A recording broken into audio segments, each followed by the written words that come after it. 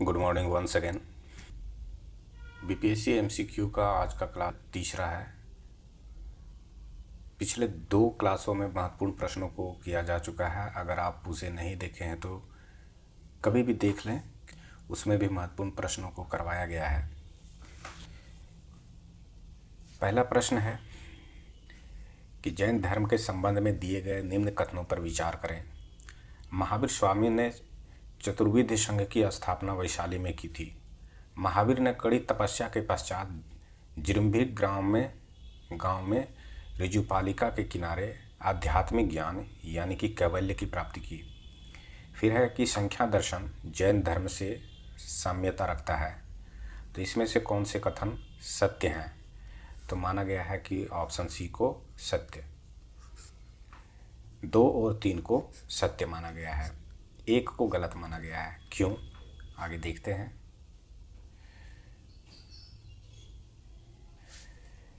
महावीर ने कड़ी तपस्या के पश्चात वैशाख शुक्ल के 10वीं के चतुर्थी प्रहर में मगध के जिरंभिक गांव में ऋजुपालिका नदी के किनारे आध्यात्मिक ज्ञान यानी कैवल्य की प्राप्ति की थी। महावीर स्वामी ने चतुर्विध संघ की स्थापना पावा, जो कि बिहार में है, वहाँ स्थापित किया। महावीर स्वामी ने 4 तीर्थ श्रावक, श्राविका, साधु और साध्वी की स्थापना 42 वर्ष की आयु में कैवल्य प्राप्त करने के उपरांत की थी। फिर है संख्या दर्शन के धर्म से मान्यता रखता है। जैन तथा संख्या दोनों दर्शन विश्व के सबसे प्राचीन दर्शनों में से एक है। संख्या दर्शन की मान्यता है कि जगत की उत्पत्ति ईश्वर से नहीं अपितु पुरुष और प्रकृति के संयोग से हुआ है। इसे ही सत्कार्यवाद कहते हैं। फिर कहा गया है इन्होंने त्रिगुण यानी कि सतगुण, रजगुण और तमगुण का सिद्धांत दिया है। तो इस प्रकार से इसका एक्सप्लेनेशन था। प्रश्न है बौद्ध काल में उपसंपदा किसे कहते थे? पहला है कि संपत्ति त्याग, निर्वाण प्राप्ति, संघ प्रवेश या फिर कैवल्य प्राप्ति। तो इसका उत्तर दिया गया है संघ प्रवेश। बौद्ध संघ में उपसंपदा संघ में प्रविष्ट होने को कहा जाता था। सारनाथ में अपना प्रथम उपदेश देने के बाद बुद्ध ने 5 ब्राह्मण शिष्यों के साथ संघ की स्थापना की। बौद्ध संघ का संगठन गणतांत्रिक प्रणाली पर आधारित था। गृहस्थ जीवन का त्याग बौद्ध संघ में प्रवज्जा कहलाता था। अगर आ जाए कि प्रवज्जा किसे कहते हैं, तो गृहस्थ जीवन को त्याग कर जो बौद्ध संघ में आते थे उन्हें प्रवज्जा कहते थे। अगले प्रश्न की ओर चलते हैं। प्रश्न है वसुमित्र एवं नागार्जुन किस शासक के दरबार से संबंधित थे? सी कनिष्क प्रथम।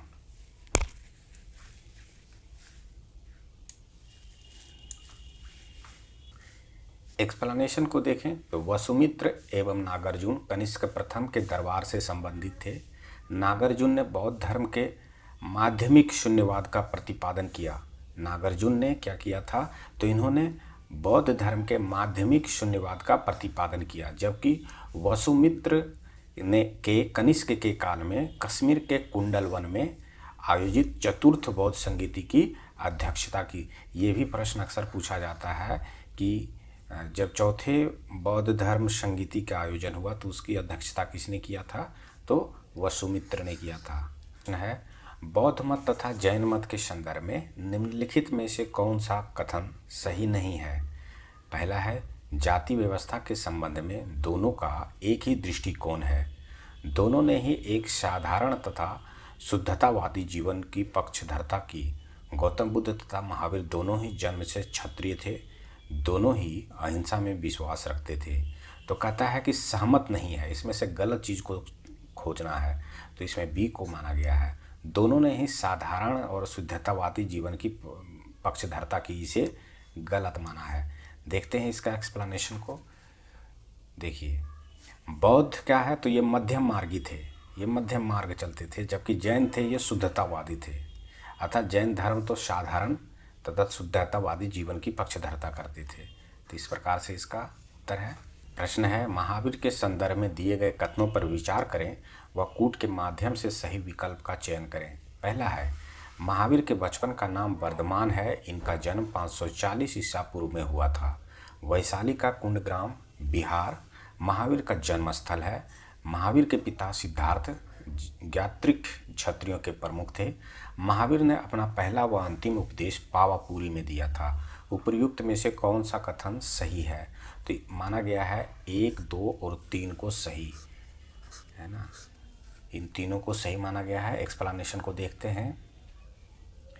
चौथा को गलत क्यों माना गया है उसे भी कंफर्म हो लेते हैं कि महावीर जैन धर्म के 24वें तीर्थंकर हैं। महावीर का जन्म 540 ईसा पूर्व में वैशाली के कुंडग्राम में हुआ था। बचपन का नाम वर्धमान था।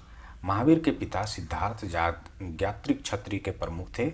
कैवल्य की प्राप्ति के बाद महावीर जीन या अरहत कहलाए। महावीर ने अपना प्रथम उपदेश बिहार राज्य के राजगृह में विपुलगिरी पर्वत पर दिया था, ना कि पावापुरी में दिया था, इसीलिए ये गलत माना गया चौथा ऑप्शन को। फिर आगे का एक्सप्लेनेशन कहता है कि उन्होंने अपना पहला उपदेश राजा श्रेणिक को दिया था। महावीर स्वामी ने इस उपदेश को वीरशासन उदया क्या कहा था? इस उपदेश को वीरशासन उदया कहा था। पावापुरी में महावीर ने अपना अंतिम उपदेश दिया था। अगर पूछा जाए कि पावापुरी में महावीर का उपदेश कैसा था तो अंतिम था, या फिर पूछा जाए कि महावीर ने अपना अंतिम उपदेश कहाँ दिया था तो पावापुरी में दिया था, है ना। इस प्रकार से प्रथम उपदेश और अंतिम उपदेश की चर्चा किया गया है इस एक्सप्लेनेशन में। इसलिए कहते हैं एक्सप्लेनेशन को छोड़ना नहीं है। एक्सप्लेनेशन को जो कवर कर लिया तो समझो कि वो सब्जेक्ट पर भी उसकी पूरी पकड़ हो गई है।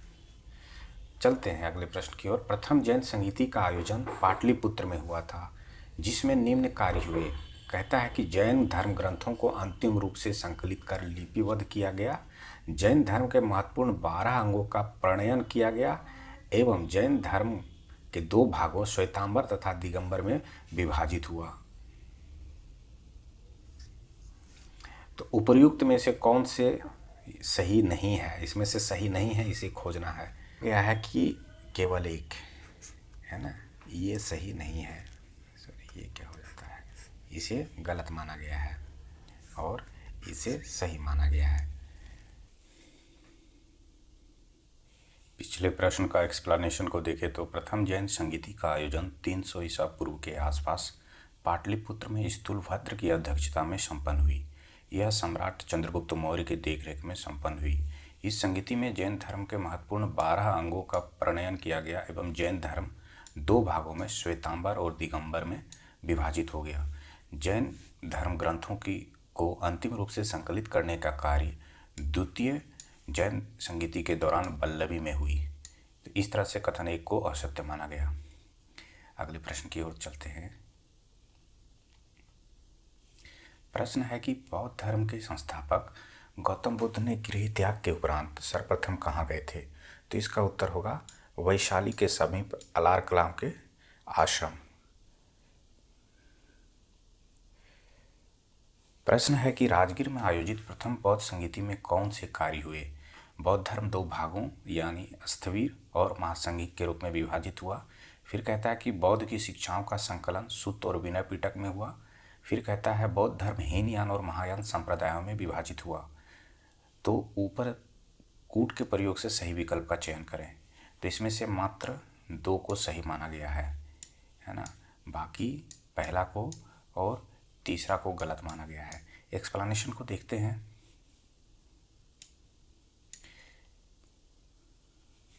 देखिए, प्रथम बौद्ध संगीति का आयोजन 483 ईसा पूर्व राजगृह में हुआ था। इसकी अध्यक्षता महाकश्यप ने की थी। इस बौद्ध संगीति में बुद्ध की शिक्षाओं का संकलन सुत्त और विनय पिटक में हुआ। द्वितीय बौद्ध संगीति के दौरान बौद्ध धर्म स्थविर और महासंगीत में विभाजित हुआ और चौथी संगीति के समय हीनयान और महायान में विभाजित हुआ। तो इस प्रकार से देखिए, द्वितीय और चतुर्थ में हीनयान, महायान चतुर्थ में और द्वितीय में स्थविर और महासंगीत के रूप में बौद्ध धर्म का विभाजन हुआ। चलते अगले प्रश्न की ओर। प्रश्न है बौद्धों के लिए कुछ कठोर नियम बनाए गए तथा अभिधर्म पिटक का संकलन हुआ। तो इसमें से ऑप्शन सी है तृतीय बौद्ध संगीति में। तृतीय बौद्ध संगीति में क्या हुआ था? आयोजन अशोक के कालावधि में पाटलिपुत्र में मोगलीपुत्र तीस की अध्यक्षता में 255 ईसा पूर्व में संपन्न हुई। इसमें बौद्धों के लिए कुछ कठोर नियम बनाए गए तथा अभिधम्म पिटक का संकलन हुआ। तो इस प्रकार से पहला, दूसरा, तीसरा, चौथा जो बौद्ध संगीति हुआ उसमें किस किस प्रकार का विभाजन हुआ था बौद्ध धर्म में, वो देखा गया है विगत 2 प्रश्नों में। चलते हैं अगले प्रश्न की ओर। प्रश्न है, निम्न शासकों में कौन जैन धर्म के संरक्षक थे? पहला है शिशुनाग, दूसरा है अशोक, तीसरा है चंद्रगुप्त मौर्य और चौथा है खारवेल। तो इसमें से चंद्रगुप्त मौर्य और खारवेल है जो जैन धर्म के संरक्षक थे। एक्सप्लेनेशन को देखते हैं।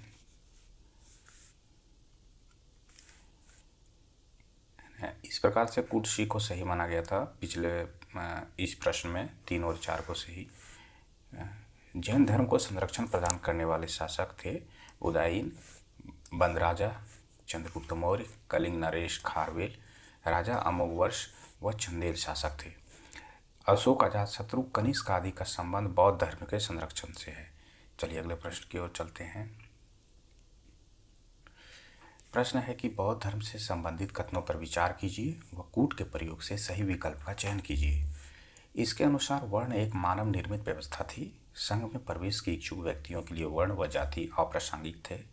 बौद्ध धर्म के त्रिरत्न सम्यक दृष्टि, सम्यक ज्ञान व सम्यक व्यवहार हैं। उपर्युक्त में कौन सी कथन सही है? तो इसमें से कहा गया है 1 और 2 को सही। इसमें से 1 और 2 ये दोनों को सही माना गया है। एक्सप्लेनेशन को देखते हैं कि बौद्ध धर्म के अनुसार वर्ण एक मानव निर्मित व्याख्या थी। संघ में प्रवेश के इच्छुक व्यक्तियों के लिए वर्ण और जाति अप्रासंगिक थे, यानी इसकी कोई महत्व नहीं थी कि वो किस वर्ण के हैं और किस जाति के हैं। बौद्ध धर्म में त्रिरत्न जो कि है बौद्ध, धम्म, संघ व धम्म, सम्यक दृष्टि, सम्यक ज्ञान व सम्यक व्यवहार जैन धर्म के त्रिरत्न है। ये बौद्ध धर्म से इनका कोई लेना देना नहीं है। अगले प्रश्न की ओर चलते हैं। कहता है कि स्तूपों के बारे में निम्नलिखित में कौन से कथन सही हैं? बुद्ध ने अपने अस्थि अवशेषों पर स्तूपों के निर्माण का आदेश दिया था। स्तूपों के निर्माण की प्रथा प्राक बौद्ध काल में थी। जैन धर्मावलंबियों ने भी प्रारंभिक काल में स्मारक के इस रूप का निर्माण किया था। सारनाथ का वर्तमान धमेक स्तूप प्राचीनतम स्तूपों में से एक है। तो सही विकल्प को चुनना है। इसमें कहा गया है बी, जिसमें कि 1, 2 और 3 को सही माना गया है कि गौतम बुद्ध द्वारा अपने धर्म में दीक्षित किया जाने वाला अंतिम व्यक्ति निम्नलिखित में से कौन था? तो इसका उत्तर होगा सुभद्र।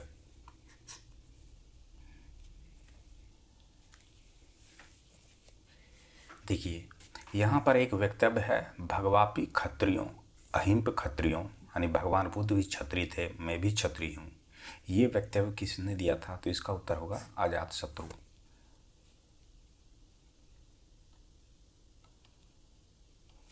प्रश्न है, लेखन के आधार पर निम्नलिखित अशोक के स्तंभों में से कौन सा सबसे प्राचीन था?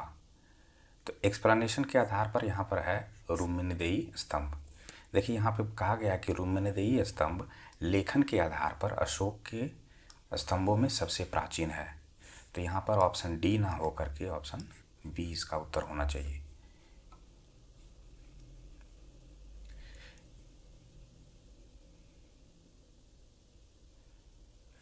मौर्यों के समय कंटक शोधक न्यायालय का न्यायाधीश किस नाम से जाना जाता था? तो इसका उत्तर होगा डी, प्रतिष्ठा। एक्सप्लेनेशन को देखते हैं। राज्य तथा नागरिकों के मध्य होने वाले विवाद का निर्णय करने वाले न्यायाधीश कंटक शोधन न्यायालय कहा जाता है। ये फौजदारी अदालतें थी। प्रतिष्ठा को फौजदारी न्यायालयों का न्यायाधीश कहा जाता था, है ना। न्यायाधीश को क्या कहा जाता था? प्रतिष्ठा, जो कि फौजदारी कानूनों को देखते थे। प्रश्न है, निम्न में से कौन सा कथन सही है? अशोक की देवनाम प्रिय प्रियदर्शी के रूप में पहचान देने वाला अभिलेख मास्की अभिलेख है। अशोक के बाद हुए मौर्य शासकों में दशरथ ने भी देवनाम प्रिय उपाधि का प्रयोग किया था। इसमें है कूट के माध्यम से सही विकल्प का चयन करें। तो कहा गया है 1 और 2 दोनों सही है। देखिए सर्वप्रथम मास्की लेख में अशोक का नाम पढ़ा गया था। मास्की लेह में देवनाम प्रिय अशोकस उत्कीर्ण है। मास्की जो कि कर्नाटक के रायचूर जिले में स्थित है। पूछा जा सकता है मास्की कहाँ है, तो ये कर्नाटक में है।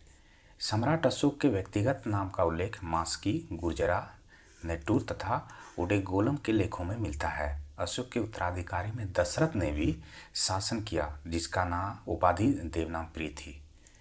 अगले प्रश्न की ओर चलते हैं। प्रश्न है, मौर्य प्रशासन के संदर्भ में दिए गए कथनों पर विचार करें व कूट के प्रयोग से सही विकल्प का चयन करें। प्रशासन की सबसे छोटी इकाई ग्राम थी। अर्थशास्त्र में 18 तीर्थों का उल्लेख मिलता है। इसके अध्यक्ष को महापात्र कहा जाता था। ग्रामीण क्षेत्र में प्राप्त राजस्व को दुर्ग तथा शहरी क्षेत्र से प्राप्त राजस्व को राष्ट्र कहा जाता था। राज्य के स्वामित्व वाली भूमि को सीता कहा गया था। उपर्युक्त में कौन सा सही है, तो इसमें से 1, 2 और 4 को सही माना गया है। 1 को, 2 को और 4 को। 3 को गलत माना गया है। 3 को गलत क्यों माना गया है, देखते हैं। देखिए, मौर्यकालिक प्रशासन की सबसे छोटी इकाई ग्राम थी। मौर्य प्रशासन के अंगों को निम्न रूप में दर्शाया जाता है। सबसे ऊपर है राष्ट्र, फिर है प्रांत, फिर है मंडल जिसे कमिश्नरी कहते हैं, फिर है जनपद। स्थानिक जो कि 800 गांवों का समूह था। द्रोणमुख जिसमें 800 गांव थे। फिर सर्वांटिक जिसमें 200 गांव थे। संग्रहण जिसमें 100 गांव थे। और ग्राम सबसे छोटी इकाई थी, है ना। फिर कहता है कि कौटिल्य के अर्थशास्त्र में उच्चारण के अधिकारियों को तीर्थ कहा जाता है। अर्थशास्त्र में 18 तीर्थों यानी विभागों का उल्लेख मिलता है, जिसके अध्यक्ष को महामात्र कहा गया है। मौर्य काल में ग्रामीण क्षेत्र से प्राप्त राजस्व को राष्ट्र कहा गया था, जबकि नगर से प्राप्त राजस्व को दुर्ग कहा गया। तो इस तरह से ऑप्शन 3 को गलत कहा गया था। प्रश्न है कि समाहर्ता के संदर्भ में दिए गए कथनों पर विचार करें। समाहर्ता का कार्य राजस्व एकत्रित करना तथा जिला में कानून व्यवस्था देखना था। जनपद का प्रधान समाहर्ता ही होता था, जो न्यायिक कार्यों को देखता था। समाहर्ता आय व्यय का ब्यौरा रखता था तथा वार्षिक बजट भी तैयार करता था। समाहर्ता सबसे प्रमुख अधिकारी था, जिसकी नियुक्ति सीधे राजा द्वारा की जाती थी। इसमें से उपर्युक्त कथन को सही को चुनना है, तो इसमें से चारों को सही माना गया है। 1, 2, 3, 4। अगले प्रश्न की ओर चलते हैं।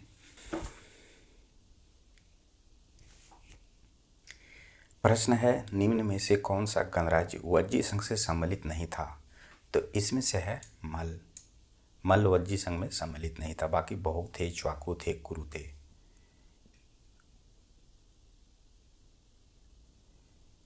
प्रश्न है, हर्षकालीन बिहार से संबंधित घटनाओं पर विचार करें व कूट के माध्यम से सही विकल्प का चयन करें। हर्ष के समय बिहार राज्य में नालंदा व विक्रमशिला विश्वविद्यालय प्रसिद्ध शिक्षण संस्थान था। बोधगया के महाबोधि वृक्ष को क्षति पहुंचाने वाला शासक ग्रहवर्मा था। ह्वेनसांग ने नालंदा विश्वविद्यालय में 635 ईस्वी से 640 यानी कि 5 वर्षों तक अध्ययन किया। उपर्युक्त में कौन सा कथन गलत है, तो इसमें से 1 और 2 को गलत माना गया है। ये गलत है और ये गलत है। एक्सप्लेनेशन को देखते हैं।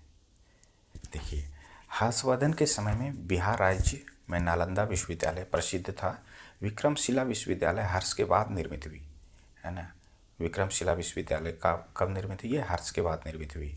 ह्वेनसांग ने नालंदा विश्वविद्यालय में 635 से 640 ईस्वी यानी कि 5 वर्षों तक अध्ययन किया।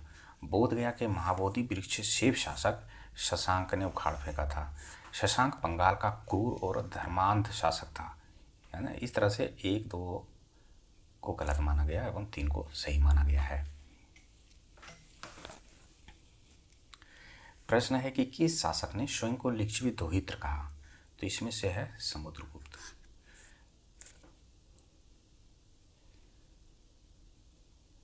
एक्सप्लेनेशन को देखें तो समुद्रगुप्त प्रथम ने काफ़ी प्रभावशाली लिच्छवियों के यहाँ शादी कर ली, जिससे समुद्रगुप्त का जन्म हुआ। इसने स्वयं को लिच्छवी दोहित्र कहा। लिच्छवी दोहित्र का अर्थ होता है लिच्छवी की पुत्री का पुत्र, अर्थात लिच्छवियों का नाती। समुद्रगुप्त को भारत का नेपोलियन कहा जा गया है। चंद्रगुप्त प्रथम ने लिच्छवी राजकुमारी देवी से विवाह किया था। तो इस प्रकार से इसका अलग अलग फैक्ट्स है। कनिष्क के प्रश्न है कि कनिष्क ने पाटलिपुत्र के किस बौद्ध विद्वान को अपने दरबार में प्रश्रय दिया था? तो इसका उत्तर होगा अश्वघोष। कनिष्क पाटलिपुत्र के राजा को बुरी तरह परास्त किया तथा हरियाणा के रूप में वो यहाँ से अश्वघोष बुद्ध का भिक्षा पात्र तथा एक अद्भुत मुर्गा ले गया। गजब। चलते हैं अगले प्रश्न की ओर। किस शासक ने श्रीलंका के राजा मेघवर्मन ने गया में एक बौद्ध मठ स्थापित करने की अनुमति मांगी थी? तो इसका उत्तर है समुद्रगुप्त।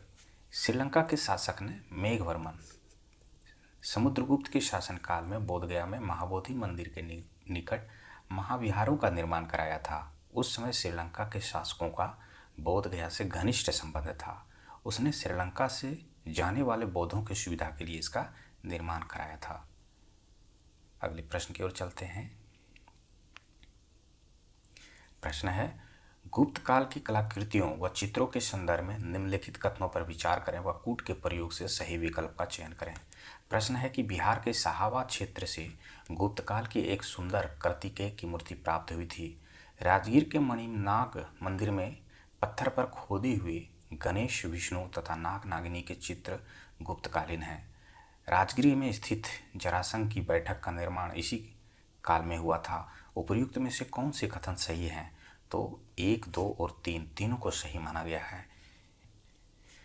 प्रश्न है कि किसने यह वर्णन किया कि मध्य भारत के सभी देशों में मगध देश में सर्वाधिक नगर थे। धनपतियों ने यहाँ चिकित्सालय बनवाए थे। यहाँ रोगियों को मुफ्त भोजन तथा दवाएं दी जाती थी। तो इसका उत्तर है फाहियान। प्रश्न है कि निम्न कथनों पर विचार करें व कूट के प्रयोग से सही विकल्प का चयन करें। कूट है, नालंदा महाविहार को आर्थिक अनुदान देने वाले शासकों में हर्ष थे, धर्मपाल थे, देवपाल प्रमुख थे। फिर कहता है कि पाल शासकों द्वारा बौद्ध धर्म के हीनयान संप्रदाय को विशेष प्रोत्साहन दिया। फिर है, शैलेंद्र वंशी शासक के द्वारा नालंदा में एक बौद्ध मठ का निर्माण किया गया जिसमें देवपाल के 5 गांव दान में दिए गए। उपर्युक्त में से कौन से सही हैं? तो इसमें से सही माना गया है बी। 1 और 3 को सही माना गया है, बाकी बात 2 को गलत माना गया है। क्यों गलत माना गया है इसका एक्सप्लेनेशन में देखते हैं।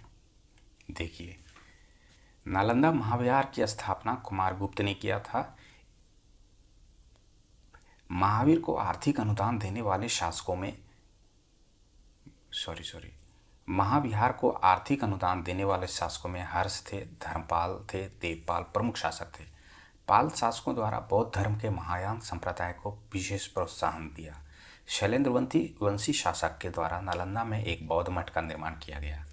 तो इसमें देवपाल ने 5 गांव दान में दिए, है ना। इस प्रकार से 1 और 3 को सही माना गया। देखिए, मिथिला के कर्नाट शासकों के संबंध में निम्न कथनों पर विचार करें व कूट के प्रयोग से सही विकल्प का चयन करें। पाल शासक रामपाल के शासन में तिरहुत में न्यायदेव के द्वारा कर्नाट वंश का उदय हुआ। फिर कहता है कि कर्नाट शासक नरसिंह देव बख्तियार खिलजी का समकालीन था और इसने खिलजी का सहयोग किया। फिर है कि तुर्क सेनापति तुगन के अभियान के समय कर्नाट वंश का शासक राम सिंह देव था। उपर्युक्त में कितने कथन सत्य हैं? तो तीनों कथन को सत्य माना गया है।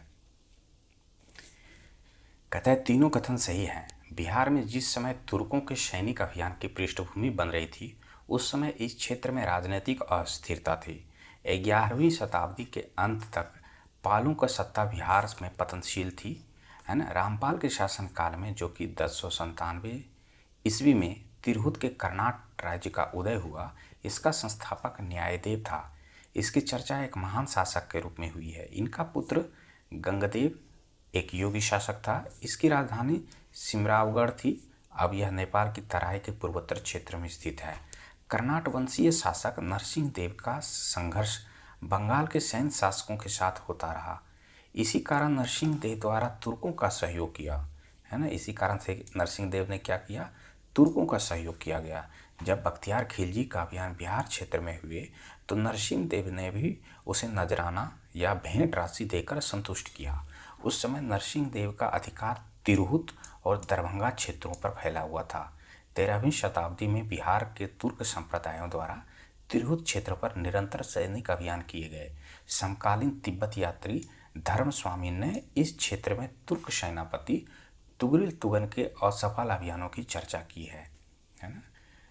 तुगरिल तुगन की असफल अभियानों की चर्चा किसने किया है? तो ये धर्मस्वामी थे, जो तिब्बती यात्री थे।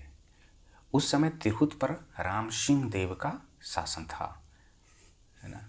तो इस प्रकार से इसका एक्सप्लेनेशन है। चलते हैं अगले प्रश्न की ओर। प्रश्न है, हर्षवर्धन की मृत्यु उपरांत बिहार के कुछ क्षेत्रों में कुछ समय के लिए तिब्बत की प्रभुसत्ता स्थापित हो गई थी, जिसका अंत किसने किया था? तो इसका उत्तर होगा आदित्य सेन ने। बिहार के स्थानीय शासक अर्जुन ने चीनी यात्रियों को क्षति पहुंचाई थी। प्रतिशोध में तिब्बत और नेपाल की सेनाओं ने बिहार पर आक्रमण किया। वह कुछ क्षेत्रों को अधिग्रहित कर लिया, जिसका अंत आदित्य सेन द्वारा किया गया, है ना। तो इस प्रकार से इसका एक्सप्लेनेशन है। चलते हैं अगले प्रश्न की ओर। प्रश्न है कि मगध के परवर्ती गुप्त शासकों और उनके उपाधियों को सुमेलित कीजिए।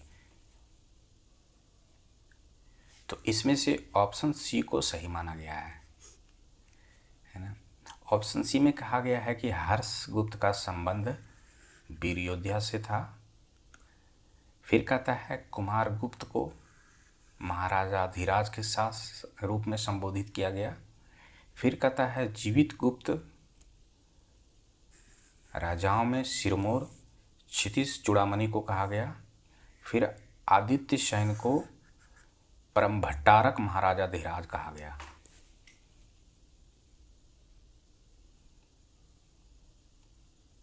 इस प्रकार से इसका एक्सप्लेनेशन यहाँ पर है। बिहार में पाल युग के कांस्य युग से निर्मित मूर्ति की एक उन्नत शैली का विकास हुआ। कांस्य मूर्तियों के निर्माण की इस शैली में निर्णायक देन किसकी थी? तो इसका उत्तर होगा धीमन एवं बिठवाल की।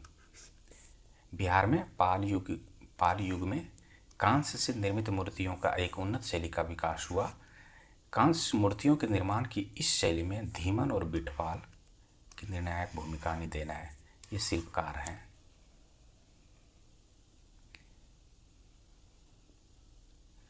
प्रश्न है कि निम्न कथनों पर विचार करें व कूट की सहायता से सही विकल्प का चयन करें। पाल प्रतिहार और राष्ट्रकूट त्रिपक्षीय संघर्ष के प्रतिभागी थे। त्रिपक्षीय संघर्ष के अंतिम रूप से गुर्जर प्रतिहार वंश की विजय हुई। बिहार एवं बंगाल क्षेत्र के गुर्जर प्रतिहार शासक महेंद्रपाल का अभिलेख प्राप्त हुआ है। तो उपर्युक्त में कौन सा सत्य है? तो इसमें से तीनों को सत्य माना गया है।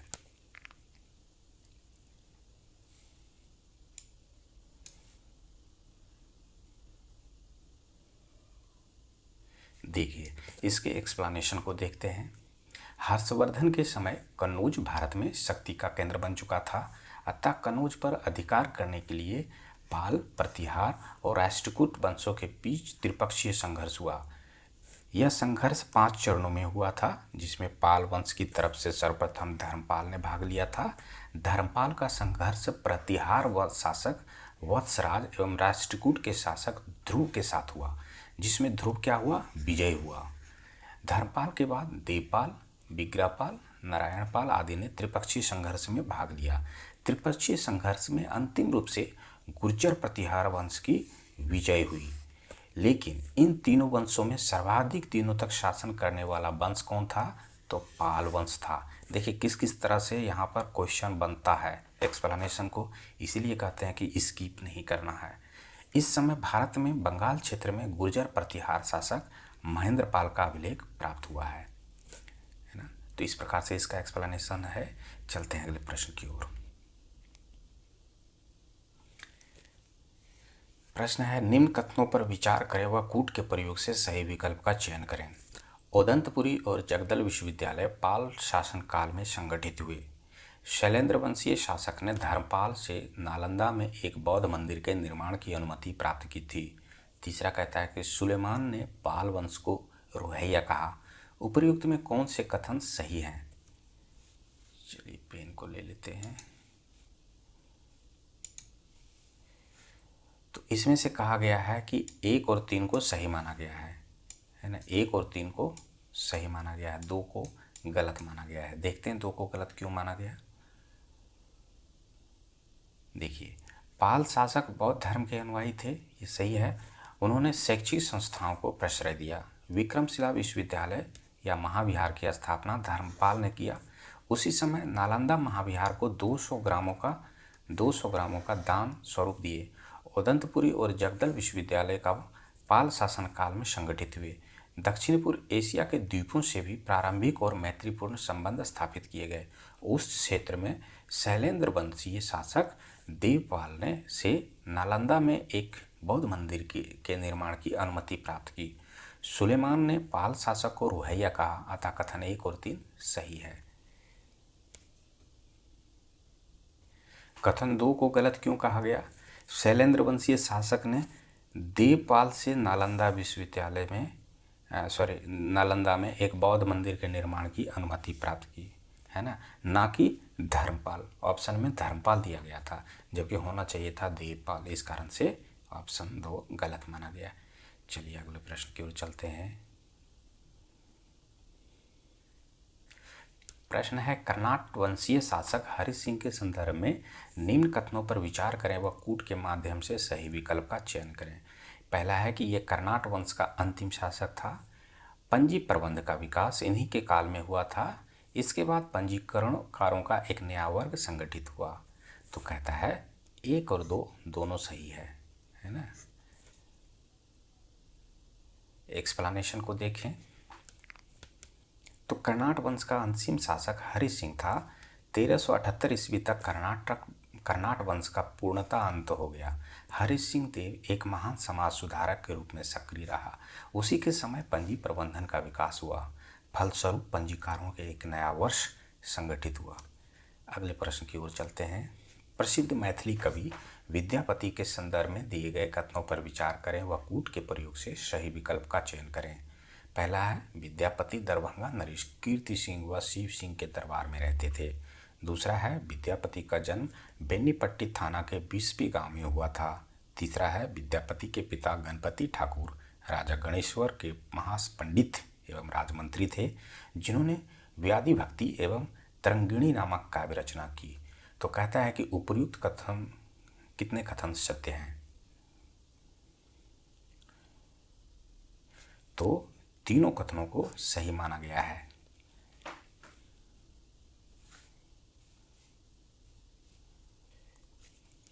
इस प्रकार से इसका एक्सप्लेनेशन है। आप चाहें तो पॉज करके देख सकते हैं। अगले प्रश्न की ओर चलते हैं। प्रश्न है कि कर्नाट वंश कालीन विद्वानों के संदर्भ में दिए गए वक्तव्यों में से कौन से गलत हैं। पहला है कि वीरेश्वर ठाकुर जो छांदोग्य 10 पद्धति के रचनाकार थे। फिर है, न्यान्य वंशीय शासक शत्रु सिंह एवं उसके पुत्र हरि सिंह देव राज्य मंत्री थे। तीसरा कहता है, धीरेश्वर ठाकुर जो महावार्तिक निबंधिक के नाम से जाना जाता था। फिर कहता है कि चंदेश्वर हरि सिंह के मंत्री एवं महामहतक संघी विग्रहिक थे। कृत्य चिंतामणि, विवाद रत्नाकार और राजनीति रत्नाकार आदि सप्त रत्नाकारों की रचना विद्यापति ने की थी। विद्यापति को अभिनव जयदेव के नाम से भी जाना जाता है। तो गलत को चूज करना है, तो इसमें से डी को गलत माना गया है कि ये गलत है। देखते हैं इसका एक्सप्लेनेशन को।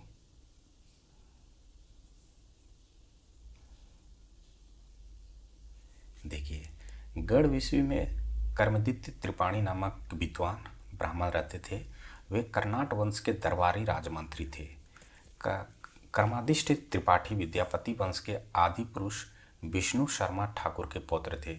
इस वंश के अधिकांश व्यक्ति राज दरबार से जुड़े हुए थे तथा विभिन्न पदों पर कार्यरत थे।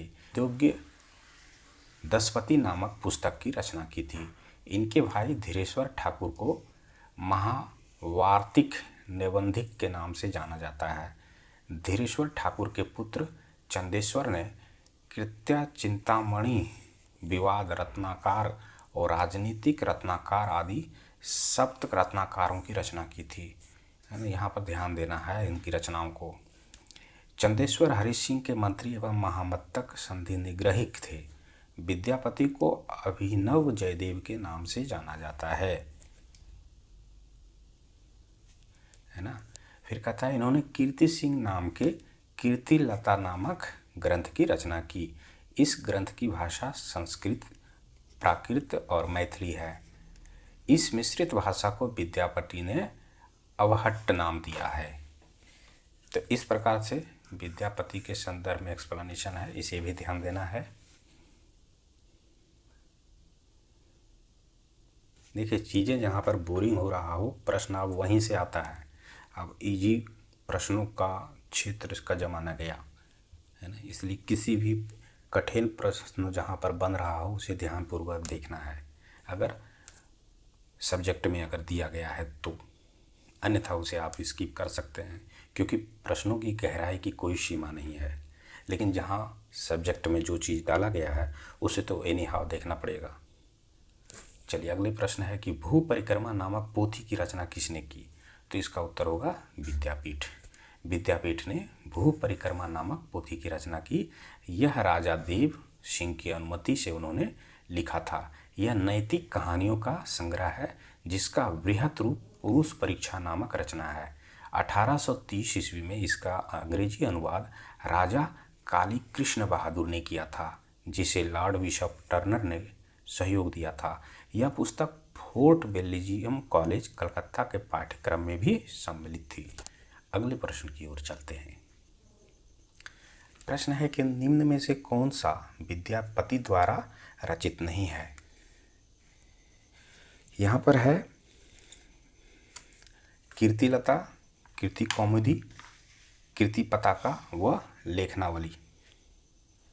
तो इसका उत्तर होगा ऑप्शन बी, कीर्ति कौमुदी। एक्सप्लेनेशन को देखते हैं। कीर्ति कौमुदी क्या है? तो ये संस्कृत का एक प्राचीन ग्रंथ है। सोमेश्वर द्वारा रचित सोमेश्वर ने इनकी रचना किया। इस काव्य में चालुक्य वंशीय इतिहास के विषय में जानकारी मिलती है। किस वंश के? तो चालुक्य वंश के बारे में। फिर कहता है विद्यापति द्वारा रचित ग्रंथों में कीर्तिलता, भू परिक्रमा, पुरुष परीक्षा, कीर्ति पताका, लेखनावली, शैव सर्वस्व सार इत्यादि की रचना है। फिर है कीर्ति पताका मैथिली भाषा में लिखी गई प्रेम कहानियों का संग्रह है। विद्यापति ने गंगा वाक्यवली, दान वाक्यवली, दुर्गा भक्ति तरंगिणी, विभागसार, वर्षकृत्य, गयापतन आदि पुस्तकों की रचना की। गंगा वाक्यावली और विश्वास देवी एवं दान वाक्यावली नरसिंह देव की पत्नी धीरमती से संबंधित है। तो इस प्रकार से इसका एक्सप्लेनेशन है, इसे भी आप ध्यानपूर्वक देख लें। रचनाओं को याद करना बहुत जरूरी है। अगले प्रश्न की ओर चलते हैं। कहता है कि सेन वंश के संदर्भ में दिए गए कथनों पर विचार करें व कूट के प्रयोग से सही विकल्प का चयन करें। पहला है कि विजयसेन सेन वंश का एक शक्तिशाली शासक था। इसकी जानकारी देवपाड़ा यानी ताम्रपत्र बंगाली लेख से भी मिलती है। विजयसेन ने कर्नाट वंश के शासक नान्यदेव को पराजित किया था। फिर कहता है कि दान सागर और अद्भुत सागर नामक दोनों पुस्तकों की रचना लक्ष्मण सेन ने की। उपर्युक्त में कौन सी कथन सही है? तो 1 और 2 को सही माना गया है ना। एक्सप्लेनेशन को देखते हैं। देखिए, पाल वंश के पतन के बाद सामंत सेन के नेतृत्व में सेन वंश की स्थापना हुई। सामंत सेन पालों के अधीनस्थ एक सामंत था। हेमंत सेन के समय सेन वंश पूरी तरह स्वतंत्र हो गया। विजय सेन, बल्लाल सेन, लक्ष्मण सेन आदि शासकों ने बिहार एवं बंगाल क्षेत्र पर शासन किया। विजय सेन इस वंश का एक शक्तिशाली शासक था। विजय सेन की जानकारी देवपाड़ा है ना, जो बंगाल में है, ताम्रपत्र लेख से मिलती है। विजय सेन ने कर्नाट वंश के शासक नान्यदेव को भी पराजित किया।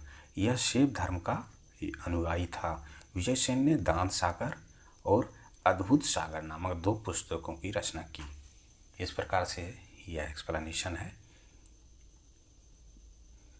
प्रश्न है निम्न कथनों पर विचार करें व कूट के प्रयोग से सही विकल्प का चयन करें। लक्ष्मण सेन सेन वंश का अंतिम शासक था। गीत गोविंद के लेखक जयदेव लक्ष्मण सेन के दरबार में रहता था। गढ़वाल शासक गोविंद चंद्र ने लक्ष्मण सेन को हराकर बिहार बंगाल के क्षेत्र पर अधिकार कर लिया। उपर्युक्त में कौन सा कथन सत्य है? तो ये माना गया है 1 और 2 को, 1 को और 2 को सही माना गया, 3 को गलत माना गया है। एक्सप्लेनेशन में देखते हैं क्यों 3 को गलत माना गया। देखिए, लक्ष्मण सेन सेन वंश का अंतिम शासक था। गीत गोविंद के लेखक जयदेव लक्ष्मण सेन के दरबार में रहते थे। लक्ष्मण वैष्णव धर्मानुयायी थे, है ना। लक्ष्मण सेन किस प्रकार के धर्म का पालन करते थे? ये वैष्णव। सेन शासकों ने अपनी राजधानी नदिया और लखनौती में स्थापित की। सेन शासकों ने गया तक के क्षेत्र को जीत लिया था, जिसमें गढ़वाल शासक गोविंद चंद्र से संघर्ष करना पड़ा था। तो इस प्रकार से इस प्रश्न का एक्सप्लेनेशन है। अगले प्रश्न की ओर चलते हैं। देखिए, यहाँ पर ये प्रश्न खत्म होता है और साथ ही साथ इस क्लास का भी अंत होता है ना। अगर वीडियो पसंद आए तो कृपया लाइक करना ना भूलें। आप लोग लाइक करने में कंजूसी करते हैं।